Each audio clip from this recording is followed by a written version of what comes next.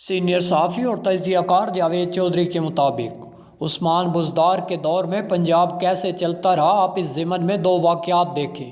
سابق chief justice Lahore high court justice Qasim Jan کے دور میں ہائی کورٹ اور پنجاب حکومت آمنے سامنے آ گئی۔ لڑائی چند انچ پر کھڑی تھی۔ لڑائی کی وجہ دلچسپ تھی۔ چیف جسٹس کی خواہش تھی پنجاب حکومت عدالتی اسٹاف کو بنیادی تنخواہ کی بجائے اکٹھی تنخواہ پر پینشن دے دے۔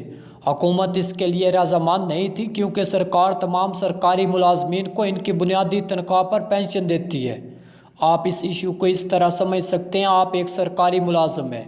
آپ فرض کریں آپ کی بنیادی تنخواہ 1,00,000 روپے ہے لیکن آپ کو ملتے 3,00,000 روپے ہیں۔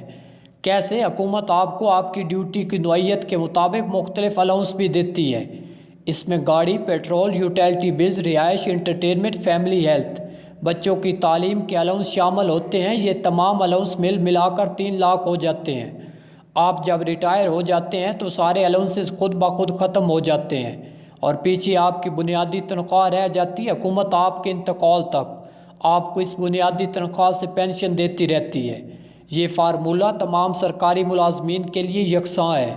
بہرحال عدلیہ کے الاؤنسز باقی تمام سرکاری اداروں سے زیادہ ہیں۔ عدالت کا چپڑاسی اور ڈرائیور بھی 90,000 سے 1,00,000 روپے تک تنخواہ لیتا ہے۔ چیف جسٹس صاحب کی خواہش تھی عدالتی ملازمین کو اکٹھی تنخواہ پر پینشن دی جائے۔ یوں چپڑاسی سے لے کر چیف جسٹس تک تمام عدالتی ملازمین کی پینشنز میں 4 گنا اضافہ ہو جاتا۔ فنانس سیکرٹری کا جواب تھا، ہم اگر عدالتی عملے کے لیے فارمولہ تبدیل کرتے تو پھر ہمیں تمام سرکاری ملازمین کو یہ سہولت دینا ہوگی۔ پنجاب کے محکمہ تعلیم میں 5,00,000 حاضر سروس اور 5,00,000 ریٹائرڈ ملازمین ہیں۔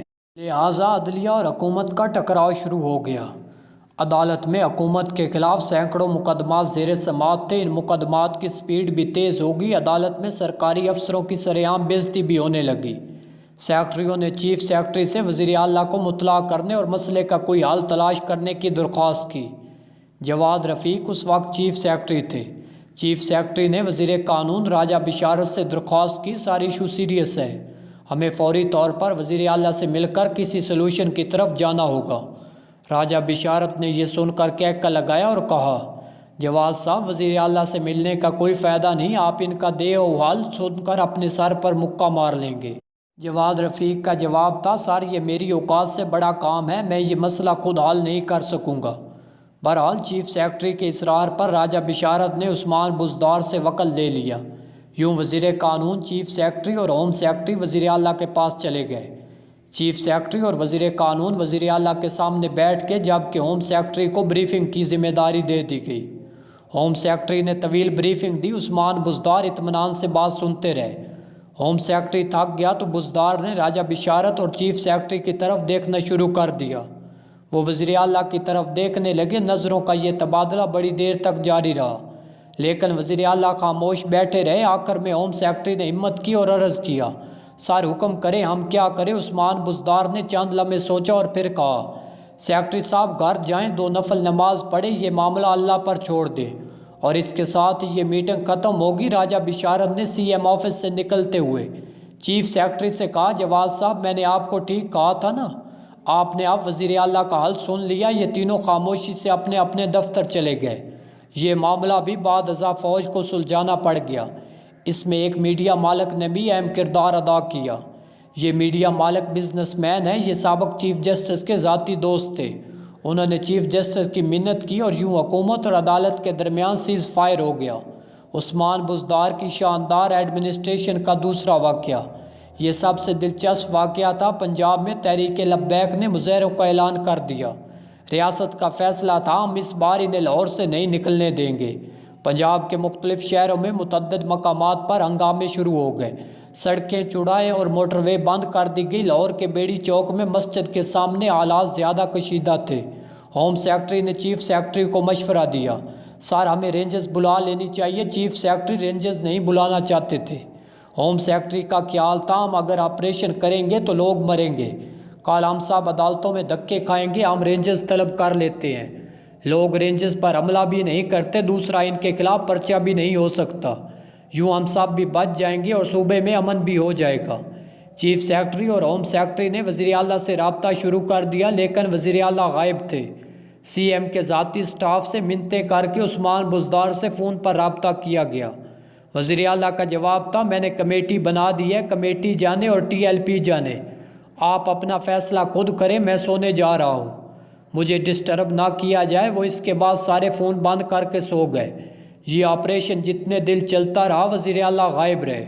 وزیر اعلیٰ کیوں غائب رہے؟ کیونکہ وزیر اعلیٰ جانتے تھے آپریشن میں لوگ مریں گے، کمیشن بنے گا اور کمیشن میں وزیر اعلیٰ کو بھی طلب کیا جائے گا، لہٰذا میں یہ ذمہ داری کمیٹی پر ڈال کر نکل جاؤں گا۔